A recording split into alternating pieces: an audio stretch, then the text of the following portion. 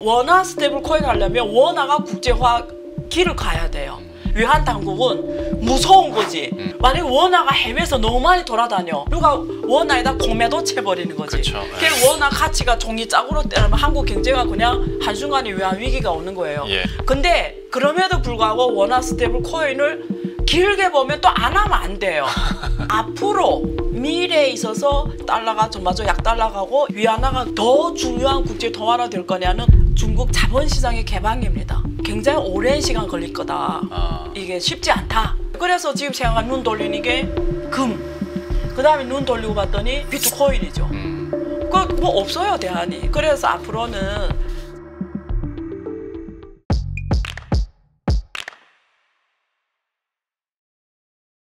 중국 증권행정연구원의 안유화 원장과 함께합니다. 어서 오십시오. 네, 안녕하세요. 안녕하십니까. 네.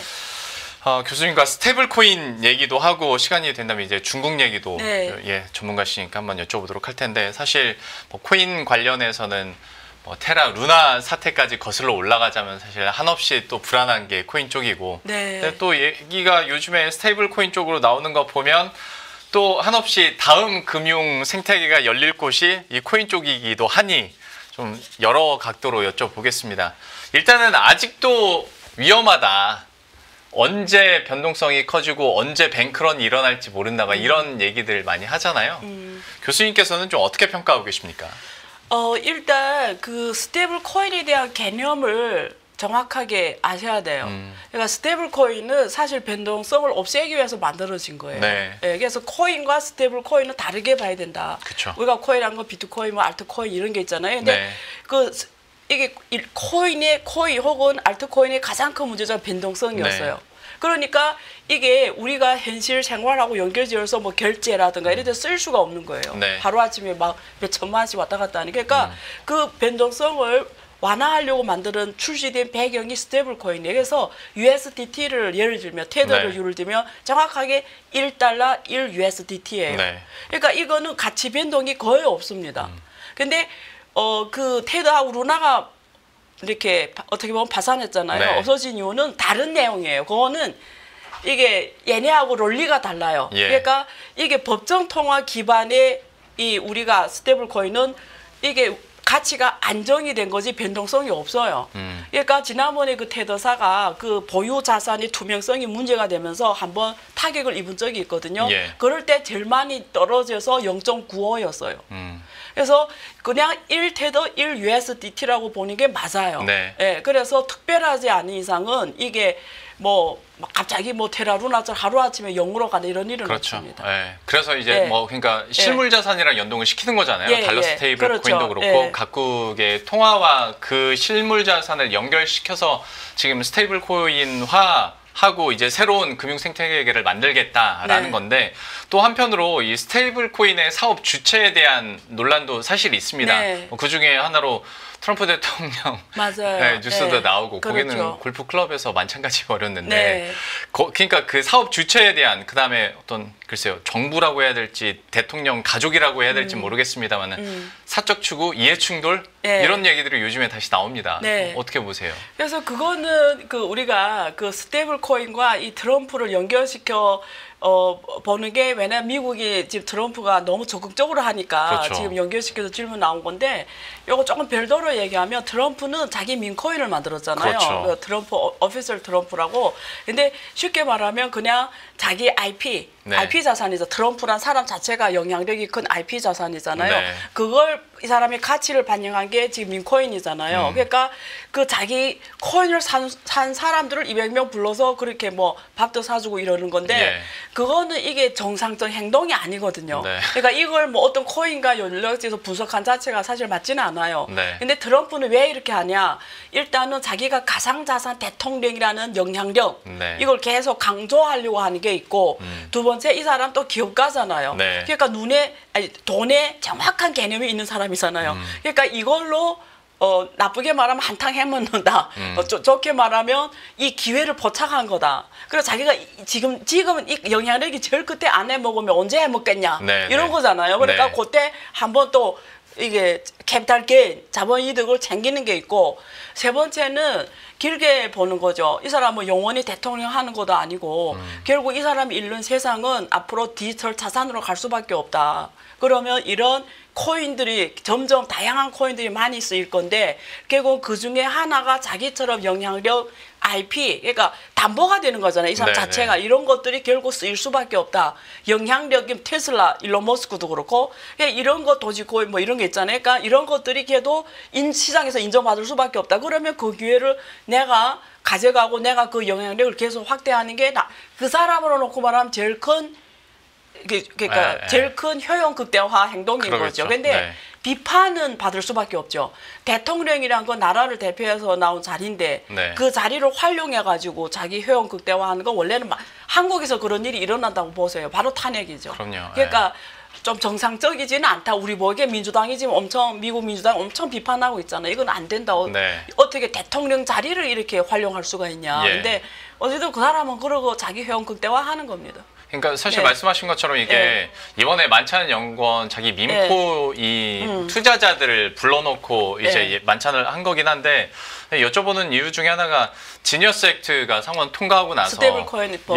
뭐 제도화가 되고 일정 네. 수준의 규제를 하겠다는 건데 지금 행정부 수장이 트럼프니 이 법안과 트럼프의 이해 충돌부터 얼마나 이 정책에 트럼프의 영향이 들어갈까에 네. 대한 궁금증이나 막연한 그런 게 있습니다. 스테이블 코인 액트는 상원에서 통과가 됐는데요. 전반적으로 스테이블 코인이라는 걸 우리가 어떻게 봐야 되냐면 사실 트럼프 정부가 스테이블 코인을 이렇게 적극적으로 하는 데에는 미국 국채가 있습니다. 네. 미국 국채가 지금 약 거의 37조 달러잖아요. 그러면 이 국채가 계속 그거 행진에 올라가면 지금 100일이 지났는데 지금 6천억 달러 빚이 더 진 거거든요. 네. 그러니까 이게 미국 국채에 대한 우려가 전 세계적으로 계속 이게 사실 확장되면서 달러가 이제는 안전자산이 아니라 위험한 자산이 돼버린 거예요. 네. 그러면 중국 같은 나라들, 러시아 같은 나라들, 그리고 일본 포함해서 점진적으로 미국 달러 국채를 줄일 수밖에 없는 거예요. 예. 그러니까 미국은 돌아갈 수가 없는 거예요. 이 경제 자체가. 그러면 누군가가 미국 국채를 계속 사줄 수 있는 주체가 돼야 되는데 네. 그동안 미국 국채를 사준 주체가 중앙은행들이었죠. 네. 뭐 한국중앙은행, 중국중앙은행, 일본중앙은행 이게 중앙은행들이 갖고 있는 외환보유 일부를 가서 미국 국채를 사고 이렇게 해서 수요를 계속 받쳐준 거죠. 네. 근데 이런 중앙은행들이 외환보유액이 달러를 많이 가질 수 있는 거는 무역 흑자를 냈기 때문에 달러 자산을 그렇죠. 많이 가진 거고 다시 미국 가서 일하면서 경제가 순환으로 돈 거죠. 예. 그런데 지금 미국 국채가 고행진에 가면서 달러 자체에 대한 위험성에 대한 의식이 높아지면서 각국 중앙은행들이 처음에는 뭐 이러다가 이러면서 이제는 달러 많이 갖고 가는 게 위험하겠네. 네. 이렇게 할까 중국은 위안화 국제화를 했죠. 이제 우리 자체 통화로 결제할 거야. 예. 그다음에 금을 대량으로 사들이기 시작했죠. 그래서 금 가격이 지금 고행진하고 있잖아요. 그럼 다른 나라에서는 한국은행도 금이나 이런 거 고려 안 했거든요, 원래. 근데 이게 계속 간다고 생각해봐요. 40조 달러, 뭐 47조 이러면 한국은행도 아예 적당하게 어서는 금도 보유하고 비트코인도 보유해야 되겠네 이렇게 갈 수밖에 없는 거예요. 그러면 네. 달러 국채를 받칠 수 있는 상대가 없어요. 근데 네.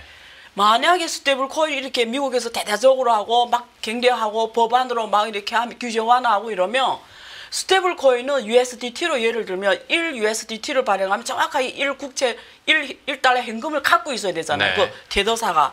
그러면 지금 얼마 발행이 되냐면 전체 스테이블 코인이 현재까지 2,200억 달러 발행이 됐어요. 그 말은 그 뒤에 2,200억 달러의 현금을 들고 있어야 되는 거죠. 근데 누가 바보처럼 현금 들고 있어요. 그걸로 수익이 나는 걸 사는 거죠. 그게 네. 대부분 미국 국채를 산 거죠. 그러면 이게 계속 이 롤리에 따라가면 그 스테이블 코인이 많이 발행이 될수록 미국 국채를 많이 사게 되는 거죠. 예. 그러면 스테이블 코인이라는 건 뭐냐면 어떤 뭐 특정 기관이나 은행들이 갖고 있는 게 아니라 전 세계 국민들이 갖고 있는 거죠. 네. 70억 전 세계 국민들이. 그러면 미국 국채는 어떤 자산이 됐냐면 옛날에는 각국 중앙은행들이 보유 자산으로 갔던 국채에서 미국 국채 이제 전 세계 국민들의 호주머니를 털게 되는 거죠. 네. 그러니까 뭐 중국은행 안 사도 돼, 한국 안 사도 돼. 전 세계 국민들이 다 미국 국채 사는데, 그러니까 국채가 각국 중앙은행 갖고 있는 자산에서 스테이블 코인이 많이 발행될수록 전 세계 국민이 다 갖게 되면서 국채 수요가 만들어지게 된 거죠. 네. 그러니까 지금 미국이 딱 읽었을 때 CBDC는 아니다. 중국이 하는 CBDC는 법정통화 기반의 디지털 코인이잖아요. 우리는 이거 안 해.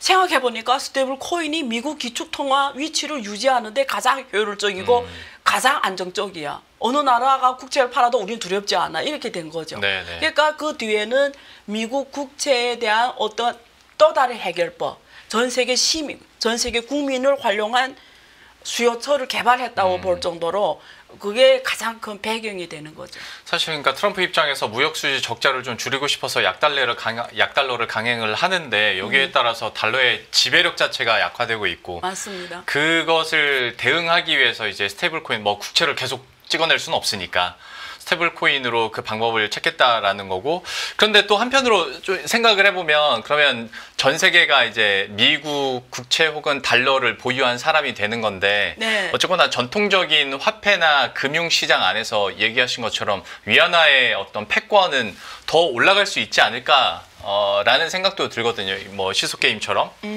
좀 어떻게 보세요? 그 위안화의 공급망과 그리고 이제 달러 스테이블 코인 시장의 확장 가능성에 대해서. 그러니까 위안화는 이런 것 같아요. 위안화는 우리가 어떤 통화가 국제 주요 통화가 되려면 무역 결제에서 쓰여야 되고, 그렇죠. 그다음에 투자 통화로서 쓰여야 되고, 뭐 어느 국가 FDI 그린 투자할 때 달러 투자하든지 뭐 위안화 투자하든지, 그리고 외환 보유액이 보유 자산이 돼야 되는 거예요. 예. 그러면 우리가 보통 한국은행도 외환 보유액 대부분 달러 자산을 갖고 있잖아요. 그게 어떤 주요 통화의 기능이에요. 근데 그러면 위안화가 국제 주요 통화 될 거냐 하면 무역 결제에서 많이 쓰이냐. 그리고 다른 나라에 투자할 때 위안화를 투자하냐. 네. 그리고 다른 나라 중앙은행들이 위안화 자산을 보유 자산을 갖고 가냐. 이게 중요하잖아요. 네. 그러니까 데이터로 놓고 말하면 중국이 2009년부터 위안화 국제화한 이후에 지금 무역 결제에서 쓰이는 비중이 엔화는 초과했어요. 그러니까 약 3. 몇 프로 무역 결제 점점 많이 쓰이고 특정 국가에서는 거의 50%가 위안화로 결제돼요. 러시아 있잖아요. 러시아에서는 전체 결제의 거의 47%, 지금 47% 정도가 위안화로 결제해. 달러 아니고. 그다음에 모스크바 외환 시장에서 전체 시장의 50%는 위안화가 위안화 거래 시장이에요. 그러니까 무슨 말 이란도 그렇고 뭐 어떻게 보면 이런 나라 그 1대1로 선상의 국가들 60몇 개 이런 데서 무역 결제하고 이런 투자 통화로서 위안화가 많이 쓰이고 있고, 그다음에 외국계 중앙은행들이 위안화 자산을 갖냐 이게 지금 남았는데 보유 통화 기능 그게 IMF SDR 통화 체제에 위안화가 들어갔습니다.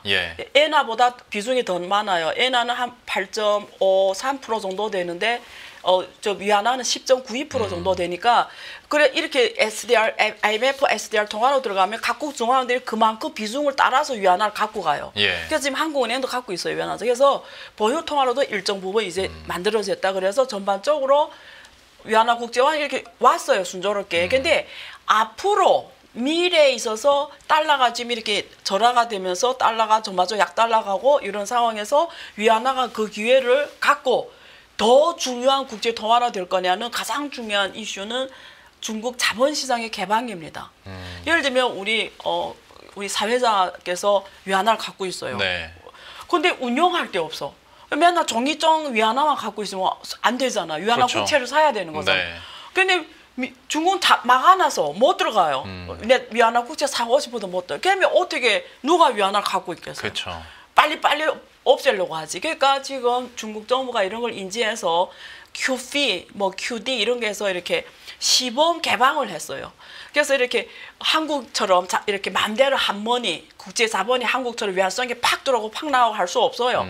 이렇게 홍콩을 통해서 이렇게 후광퉁, 성광퉁인데 조금 열어놔서 거길로만 통해서 중국 국채 사고 뭐 중국 주식 사고 이렇게 해놨어요. 왜? 문을 이렇게 조금 열어놓으면 거기만 감독하면 되니까. 근데 중국이 왜 확 열냐면 한국이 외환 위기를 받잖아요.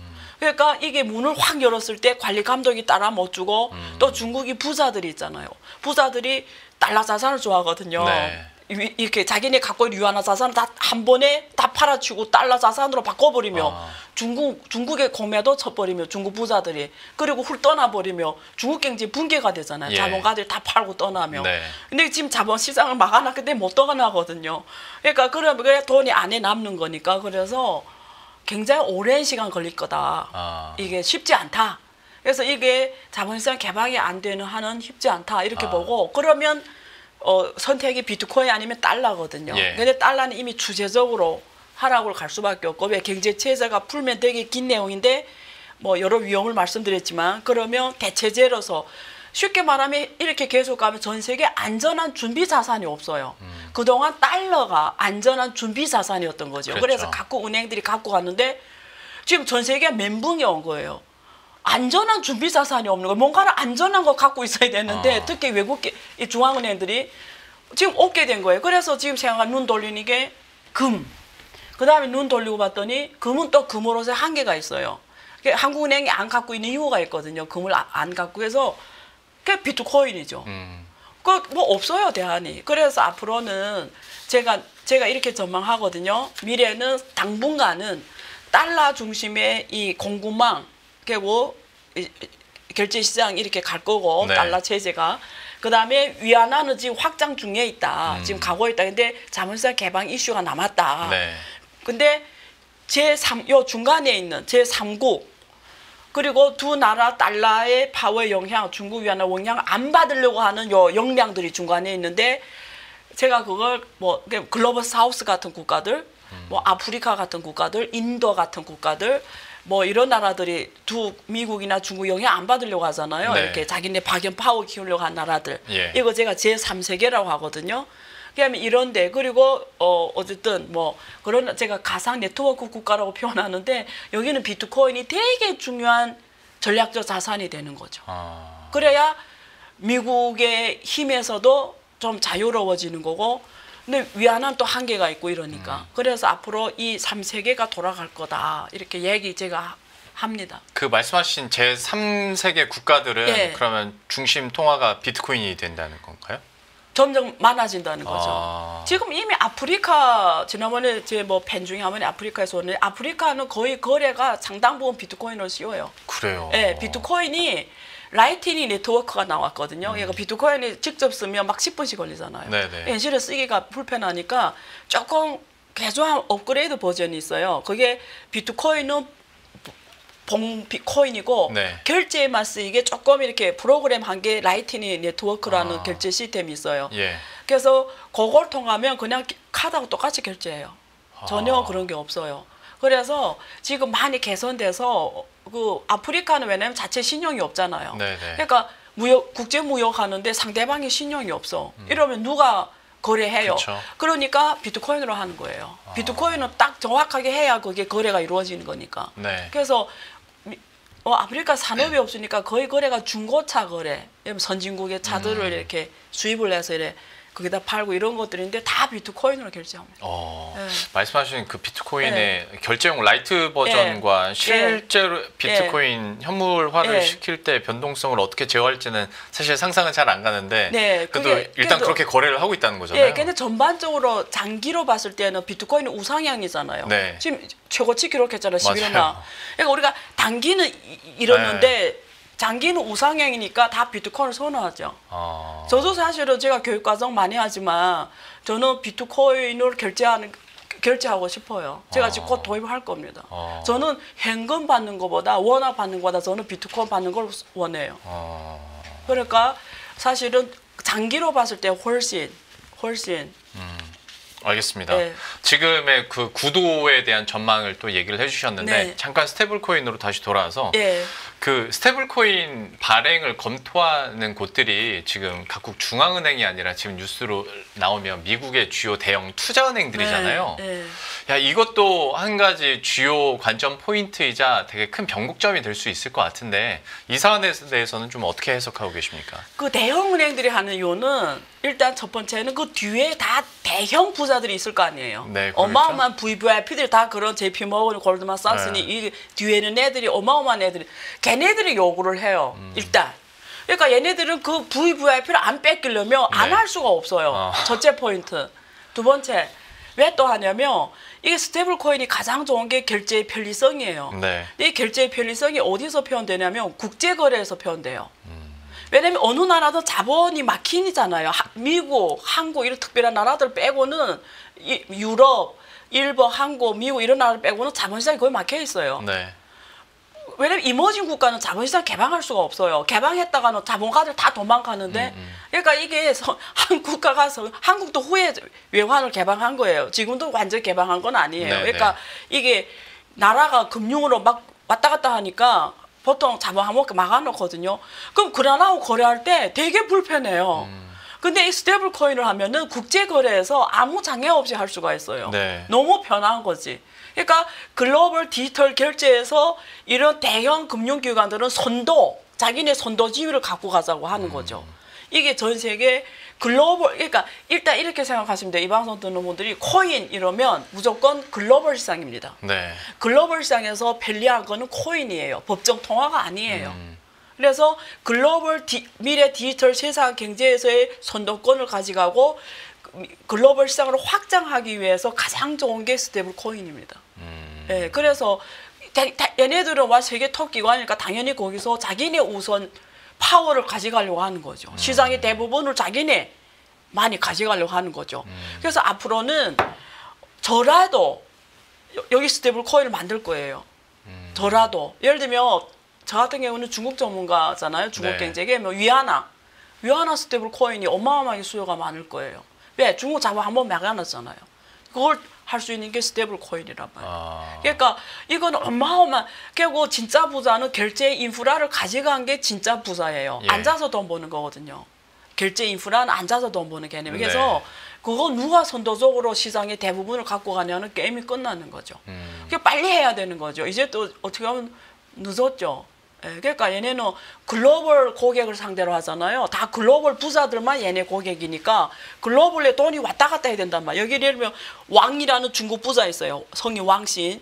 JP모건 고객이에요. 근데 왕씨 비즈니스는 전 세계 다 있네요. 유럽에도 있고 아프리카에도 있고 일본에도 있고 한국에도 중국에 있어. 근데 통화가 다 제각각이고 왔다 갔다 못해요. 결국 그걸 하는데 비용이 너무 많이 들어. 환율 비용만 얼마 쓰는지 뭐 대환 비용만. 네. 스테이블 코인은 그냥 한 방에 끝이 나는 거죠. 돈이 많을수록 더 필요한 거죠.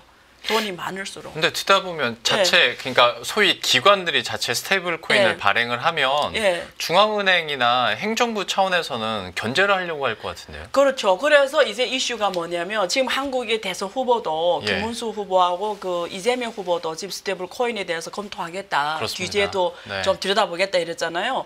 근데 그 이제부터 이슈가 뭐냐면 아까 질문한 것처럼 누구나 다 발행하게 할 거냐. 뭐 심지어 돈 많은 개인도 하게 할 거냐. 아니면 이미 그 그게 USDC예요. 네. 우리가 가장 많이 쓰는 스테이블 코인 USDT와 USDC가 있는데 USDC는 첫 시작부터 그 SEC 증가 및 규정에 다 맞게 투명하게 규정에 맞게 시작했거든요. 네.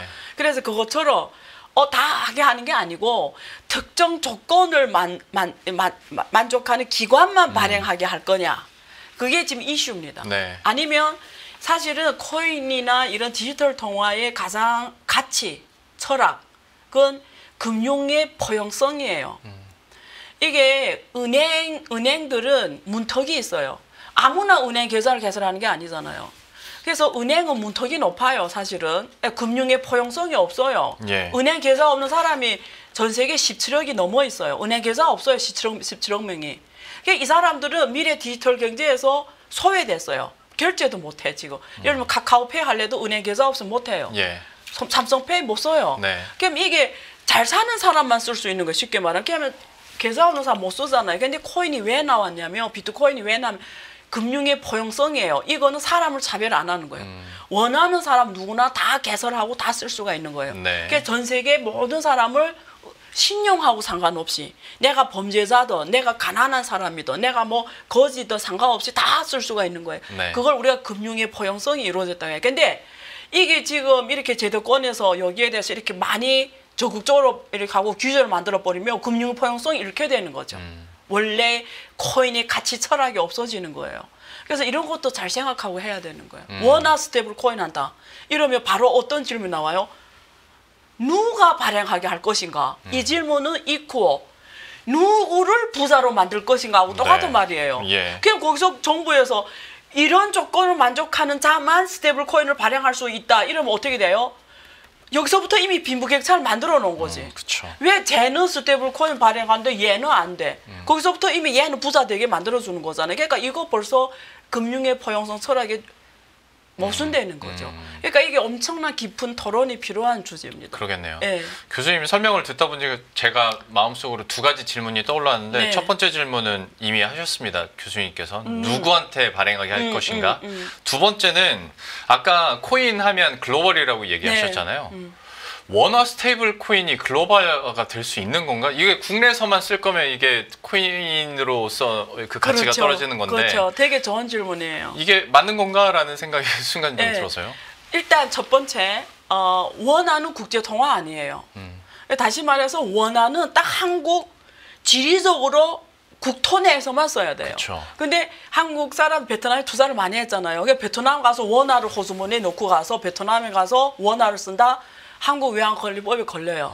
그래서 이걸 전문 용어로 뭐라냐면 한국은 국내는 개방했는데 외환시장 개방인데 국외는 막아놨어요. 한국은. 네. 이 말은 쉬운 말로 하면 한국 국민들은 한국 국내에서 원하는 시점에 원하는 만큼 달러를 대환할 수가 있어요. 원화로. 네. 원화를 갖고 가서 달러를 원하는 시점에 원하는 만큼 대환할 수가 있어요. 네. 근데 해외에 가서는 못해요. 막아놨어요. 원화는 해외에서 절대 못 쓰거든요. 갖고 네. 가면 안 되다고 이게 외환관리법에 걸려요. 근데 중국어 비교하면 해야 이해를 하니까 중국 위안화는 반대예요. 국내를 막아놓고 해외를 열어놨어요. 그 말은 중국 국민들은 중국 사람들은 중국 국내에서 원하는 시점에 원하는 만큼 위안화로 달러를 못 바꿔요. 네. 근데 해외에 나가 마음대로 위안화를 써요. 그래서 지금 아프리카에 있는 사람들도 이 핸드폰으로 있잖아요. 예를 들면 우리 사회자님도 핸드폰으로 위안화 CBDC를 여기 앱을 다운받을 수가 있거든요. 예. 위안화 써도 돼요. 그것처럼 여기를 열어놓은 거예요. 근데 한국이 원화 스테이블 코인 한다는 건 무슨 말이에요? 이제 말한 거죠. 글로벌 결제잖아요. 그렇죠. 그러면 이게 지금 법규하고 안 맞는 거예요. 그래서 원화 스테이블 코인 하려면 원화가 국제화 길을 가야 돼요. 그러니까 여기에도 쓸 수 있게 해야 돼. 그럼 지금부터 문제가 복잡해지는 거예요. 그러면 한국 외환 당국은 무서운 거지. 만약에 원화 스테이블 코인에서 해외 외국인들이 원화를 마음대로 쓰게 하잖아요. 근데 중국하고 미국하고 달리 한국은 경제 체제가 작잖아요. 네. 경제가 다 작은데 만약에 원화가 해외에서 너무 많이 돌아다녀. 그러면 한국 경제가 하루아침에 무너질 수 있어요. 왜냐면 누가 원화에다 공매도 쳐버리는 거지. 그렇죠. 그 원화 가치가 종이 짝으로 때리면 한국 경제가 그냥 한순간에 외환 위기가 오는 거예요. 예. 그래서 그동안 왜 한국에서 이렇게 외환을 세게 관리하냐면 옛날 외환 위기 한번 경험했으니까 외환을 되게 무서워하는 거예요. 다루기가. 근데 원화 스테이블 코인 하려면 법을 먼저 수정해야 되는 거예요. 이거. 네. 그러니까 이게 외환 관리 당국이 내가 그걸 감당할 수 있을까 이렇게 되는 거죠. 그건 엄청난 이게 외환에 대한 관리 스킬이 엄청 높아야 되는 거예요. 네. 근데 그럼에도 불구하고 원화 스테이블 코인을 길게 보면 또 안 하면 안 돼요. 길게 왜냐면 네. 미래는 뭐예요? 한국은 체질이 수출 경제예요. 예. 한국은 과거에도 그랬고 현재도 그렇고 미래에도 물건을 해외에다 팔아서 돈을 벌어서 먹고 사는 나라예요. 네. 과거, 현재, 미래다. 그러면 경제가 다 디지털 경제로 가고 결제가 다 이게 온라인에서 결제되고 이런데 이게 만약에 스테이블 코인을 안 하면 결국 CBDC 게임 하면 되지 않나 이렇게 질문할 수도 있는데 그거는 CBDC 하는 국가들 간에 그렇죠. 중앙은행 간에 왔다 갔다 하는 거지 예. 결제에 쓰이는 게 아니에요. 자 그러면 스테이블 코인으로 원화 스테이블 코인 하면 좋은 점이 있어요. 한국이. 제 보기엔 좋은 점이 가장 큰 게 뭐냐면 한국이 문화 콘텐츠가 세계적으로 강국이거든요. 예. 지금 넷플릭스에서 한국 콘텐츠는 다 상한가를 간단 말이에요. 예. 그러면 하다못해 넷플릭스도 그렇고 이렇게 이런 데서 OTT 이런 데서 원화 스테이블 코인으로 결제하게 하면 아까 우리 첫 시작에 USDT하고 똑같아. 미국 국채를 전 세계 시민들 보고 사게 하는 거잖아요. 예. 그럼 원화 스테이블 코인을 발행한다는 거는 전 세계 시민들이 한국 국채를 사게 하는 거예요. 한국조. 그게 얼마나 좋아요. 예. 원화를 다 쓰는 거지. 그러면 한국의 모든 문화 콘텐츠 K-푸드, K-커처, K 하고 다 지금 원화 스테이블 코인을 쓰게 하면 원화란 게 뭐예요? 종이장 빡빡 찍어서 나오는 거잖아요. 코스트가 없잖아요. 네. 그걸 전 세계 사람들하고 쓰게 하면 한국은 주소이익이 남는 거지. 대신에 리스크는 엄청 커진다. 그러게요. 한국이 진짜 실력이 있으면 안 무서운데 그러면 한국의 기술 강국, 금융 강국, 그리고 콘텐츠 강국, 소프트웨어 강국 하면 개방해도 자신감이 빵빵 서는데 혹시 제조업이라든가 이런 게 실력이 떨어지면 한순간에 경제가 조지 소로스 같은 사람들이 이렇게 공매도 채버리면 옛날에 지금 그 재무장관 베이선트가 영국 그 파운드에 공매도체 돈 어마어마하게 벌었잖아요. 그런 일이 일어날 수가 있는 거지. 그러니까 길게 봐서는 해야 되는데 이슈는 어마어마하게 많고 리스크도 어마어마하게 크다. 자, 그러면 어떻게 이걸 균형을 찾으면서 할 것이냐는 다음에 대통령이 되는 분이 좀 지혜로운 사람들을 모아가지고 잘 짜봐야 되겠죠. 네. 참 그러니까 K 컨텐츠와 K 관련된 것들을 원화 스테이블 콘으로 결제하게 한다는 건 진짜 좋은 아이디어고 되게 달콤하게 느껴지는데 또 한 축으로 봤을 때 우리 전체 수출 비중에서 K 컨텐츠가 차지하는 게 그렇게 많지 않은 상황에서 자칫 어떤 통화에 대한 그립력이 떨어진다고 해야 될까? 그렇죠. 그런 위험에 그냥 그대로 노출될 수밖에 없기 때문에 원화 스테이블 코인 발행에 대해서는 신중할 수밖에 없고 지금 법적으로도 사실 부딪히는 것도 맞아요. 있고 맞아요. 그 부분을 지적을 해주셨어요. 네. 알아가면 알아갈수록 쉽지 않네요. 여기 원화 스테이블 코인은. 알겠습니다. 또 새 정부에서 어떤 스탠스를 가질지도 한번 지켜봐야 될 관전 포인트일 것 같고 비트코인 가격에 대해서도 잠깐 좀 여쭤볼게요. 왜냐하면 최고치까지 지금 올라오기도 했고요. 좀 앞으로의 전망은 좀 어떻게 하십니까? 제가 사실 이 자리에서 여러 번 출연해가지고 과거 동영상 찾으면 다 나올 건데 그 비트코인이 가격 등락폭을 역사 등락폭을 보면 정말 큽니다. 1달러가 언제였냐면 1달러. 그러니까 1비트코인이 1달러가 2011년 2월에 비트코인이 1달러를 해요. 근데 지금은 11만 달러예요. 지금부터 14년 전이잖아요. 14년 전에 1달러가 지금 얼마 됐죠? 11만 달러. 11만 배. 이거는 퍼센트가 아니고 배로 11만 배예요. 자, 무슨 말을 하냐면 지금 14년이 지났죠. 세계에서 어느 자산이 이렇게 올라간 적이 없어요. 그러면 사람들이 와 이게 막 박수 치면서 야, 내 왜 1달러 때 비트코인 안 샀을까 이렇게 생각하는 분들이 있을 텐데 이건 또 거꾸로 생각해야 돼요. 비트코인은 그때 1비트코인과 지금 1비트코인이 똑같은 코인이에요. 코인이 강남 부동산이 15년 전 그 부동산이 지금 가격이 엄청 올랐잖아요. 부동산이 변한 건 없잖아요. 똑같은 집이에요. 물체는 똑같아. 가격만 변한 거예요. 이 말은 거꾸로 하면 돈 가치가 그만큼 없다라는 거예요. 그러니까 사람들이 강남 부동산이 10억 하는 게 20억 하면 그 주인한테 야 너는 좋겠다 이러잖아요. 부동산이 10억 올라서 그게 좋은 일이 아니에요. 이 주인은 10년 전에도 거기서 살았고 지금도 살아. 돈 번 게 일전도 없어. 그냥 소득 종합부동산 세만 돈 내. 자기 돈에 떨어진 게 없잖아요. 무슨 말을 하냐면 이거는 돈의 현상이다. 부동산 가치가 오른 게 아니다. 부동산은 그 부동산이다. 이게 오히려 이거 돈을 벌었다고 생각하는 게 아니라 우리는 이 현상 보고 어떻게 해야 되냐면 돈의 가치가 그만큼 없어졌다. 옛날에 10억 주고 살 수 있던 걸 지금 20억 줘야 산다는 건 돈의 가치가 50% 떨어졌다. 자, 그럼 그런 말로 비트코인 다시 가격을 들여다보면 제가 그래서 비트코인 가격이라는 표현을 안 써요. 비트코인 환율이라고 해요. 그럼 왜 비트코인 가격이냐 비트코인 환율을 무슨 뭐가 다르냐 이런데 비트코인을 환율이라고 표현하는 거는 아까 제가 앞에서 말한 가상 네트워크 국가라는 개념으로 접근하는 거예요. 앞으로 세상은 달러 중심 체제, 위안화 중심 체제, 그리고 제3세계 역량에 있는 여기서 뭘로 비축 통화로 쓸 거냐? 그게 비트코인인데 이걸 가상 네트워크 국가로 하면은 미국하고도 환율이라는 거지. 달러 가격으로 환율이 11만 원 달러인 거예요. 그러면 앞으로 미래를 비트코인 가격을 전망해 보면 비트코인은 2,100만 개로 딱 정해져 있어요. 그런데 이런 법정 통화는 정부에서 찍기만 하면 나오는 거예요. 결국 미국 정부가 부채를 계속 일으키며 계속 돈을 찍어내는 과정이거든요. 달러는 부채 통화예요. 그러니까 달러가 많이 발행됐다는 건 부채를 많이 일으켰다는 거예요. 부채를 많이 일으켰다는 건 달러가 많이 발행된다는 거예요. 그게 계속 올라갈 수밖에 없으면 이 말은 뭐예요? 다시 적용해 가면 비트코인 가격이 올라갈 수밖에 없어요. 가치가 올라가는 게 아니고 가격이 올라가. 왜? 법적 통화가 가치가 계속 떨어진다는 거지. 예. 이게 민주주의 정부는 자기가 집권하는 내 투표를 많이 받아야 되잖아요. 민중들한테 호감을 많이 쌓으면 어떤 욕망이 생겨요? 돈을 많이 찍어서 경제를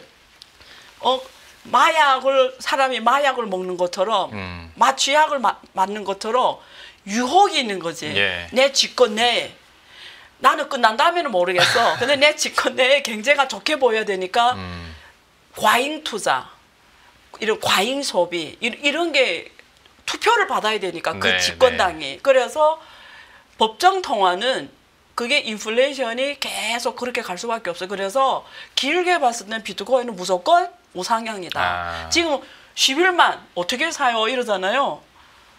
그렇게 생각할 필요 없어요. 제가 제 학생들한테 이래요. 교수님이 뭐 비트코인에 이렇게 재테크 금융상품으로 주목해라고 하는데 우리 일반 시민들이 어떻게 삽니까? 그게 지금 11만이라고 한국 돈으로 1억 5천 넘는데 제가 그렇게 생각하지 말라고 그래요. 이게 1 비트코인이 제일 작은 단위가 사토시거든요. 네. 1 비트코인이 1 BTC가 1억 사토시예요. 그러면 우리가 사토시로 단위로 계산하면 1 사토시는 원화로 1.5원이에요. 네. 근데 원화는 100원도 돈이 아니잖아, 솔직히. 그러면 1원은 더 돈이 아니잖아요. 근데 1 사토시가 1.5원이에요. 네. 근데 지금 걔도 1.5원으로 1 사토시 사는데 제 10년 후에는 1 사토시가 10만 원 할 수 있다. 그러니까 왜 2,100만 개량은 한국 사람이 5천만 인구가 한 사람이 하나씩 사줘도 못 사요. 근데 하물며 미국에서 비축법으로 발의해서 100만 개를 가져가겠대. 미국이 혼자 100만 개를 가져가겠대. 그리고 지금 이탈리아 중앙은행, 뭐 유럽의 중앙은행이 다 비축하겠대. 네. 그러면 전 세계 200몇 개 나라 중앙은행 다 비축하겠다. 뭐 막 뺏으려게 해도 그게 부족한 거예요. 그러면 뭘로 표현돼요? 결국 가격으로 표현되는 거죠. 그래서 길게 봤을 때는 우상향이니까 하루에 1,000원씩 사라. 그럼 1.5원이면 1,000원이 몇 개다? 700개 정도 사잖아요. 700사토시. 네. 지금 우습게 보이지만 하루에 1,000원이 없어도 살잖아요. 커피 마시는 돈이면 1사토시 사라 이렇게 얘기하는데 무슨 말이냐면 길게 봤을 때는 이게 돈의 현상이기 때문에 여러분들이 인플레이션으로 여러분 자산이 축소되지 않으려면 다른 방법이 없다 이겁니다. 네. 그러니까 어떤 상대성을 강조하려고 비트코인 환율이라는 말을 쓰시는 건데 지금으로서는 그러면 돈을 계속 국가들이 찍어내고 인플레이션이 존재하는 한 이 비트코인 환율은 그리고 가치는 올라갈 수밖에 없다. 네. 이해했습니다. 네. 매일 돈을 쓰는데 그 가치는 누가 정할까요? 정답은 슈퍼달러 슈퍼리치에 있습니다. 복잡한 공식은 빼고 투자 타이밍을 잡는 환율의 핵심만 담았습니다. 빠르게 변화하는 금융시장, 그 중심엔 언제나 환율이 있습니다. 오늘부터 환율과 썸 타볼까요?